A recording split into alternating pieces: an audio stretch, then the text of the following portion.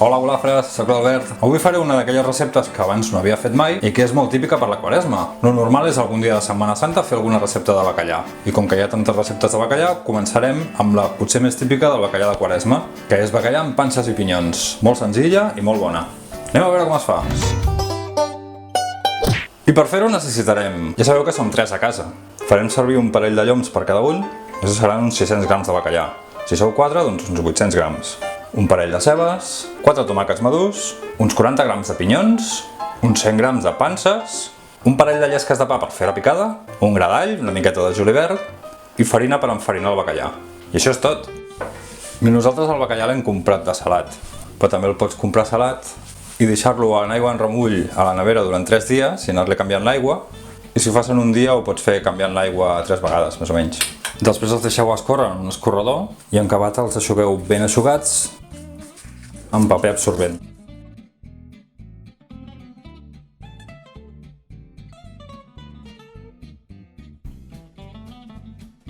I ara en una paella o en una cassola, però mireu això que xulo.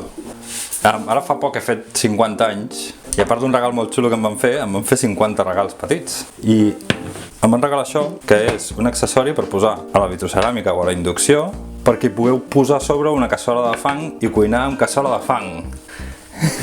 I a més em van regalar un llibre de cuina catalana, que és el que estic fent servir ara mateix per fer aquesta recepta. Perquè la majoria de receptes no les hem fet mai, és la primera vegada que les fem. Estem descobrint la cuina catalana. Bé, aleshores, això. Hi posarem un raig d'oli en el fons de la cassola. I posarem a fregir les llesques de pa per fer una picada després.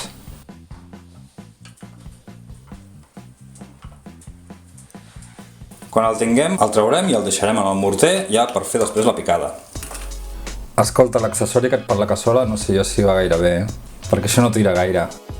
Tira tan poc que no podrem fregir el bacallà aquí, se'ns confitarà. Així que anem a canviar la cassola i agafarem una d'aquestes de ferro. Ens sap greu, però ho haurem de provar un altre dia. Ara enfarinem el bacallà. Li traiem l'excés de farina i amb l'oli ben calent el posem a fregir. La meva sogra m'ha dit que sobretot el posi a fregir pel costat de la pell.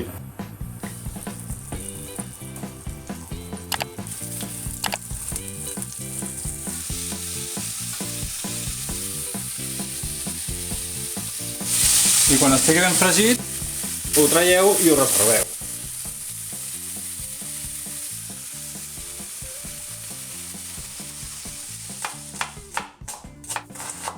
Ara en el mateix oli on hem fregit el bacallà hi tirarem la ceba. I l'anirem enrossint una miqueta. I ara trinxarem els tomàquets. Avui ho treballaré una miqueta més que altres vegades també. Mira, el tallarem així, hi trec el cul, el tallaré en quarts. I ara des d'aquí apreto i vaig tallant des de la base. Li trec la pell i després li trec les pepites.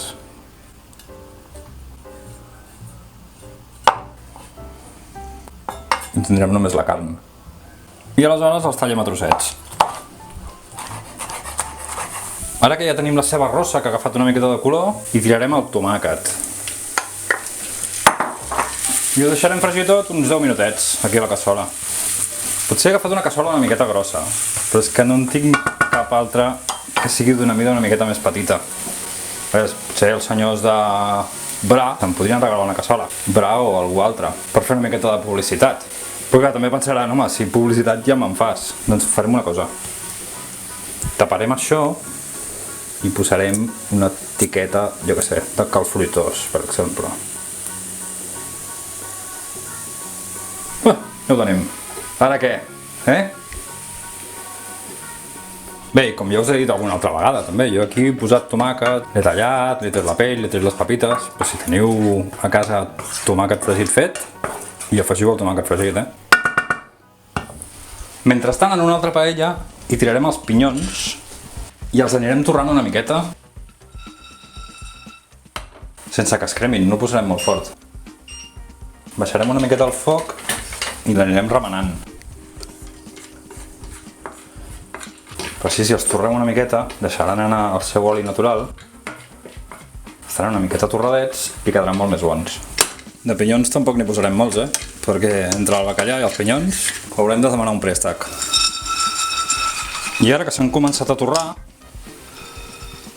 els afegirem al sofregit i afegirem també les panses i de seguida hi afegirem un got d'aigua. I ho deixarem coure tot uns 5 minuts. I després d'aquests 5 minuts hi afegirem el bacallà i ho deixarem coure uns 10 minuts més.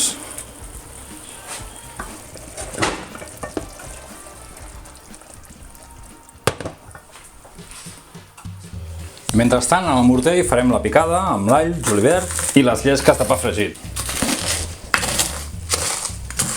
I quan quedin 5 minutets perquè s'acabi la cocció, hi tirarem la picada per sobre. Ho remenem una miqueta i ja estarà. Com que el bacallà era salat, en principi no hi hem tirat sal, però és que al final de la cocció haurem de provar com està de sal, si fa falta n'hi tirem. En aquest cas la veritat és que no cal. Està perfecte. Ja veureu, l'heu de provar. Bacallà amb panses i pinyons, per triomfar per Quaresma i si no per qualsevol dia de l'any. Boníssim! Si et vols subscriure al canal, només has de clicar a la casella on hi diu subscriu-me i activar la campaneta de notificacions perquè t'avisi quan pengi un vídeo.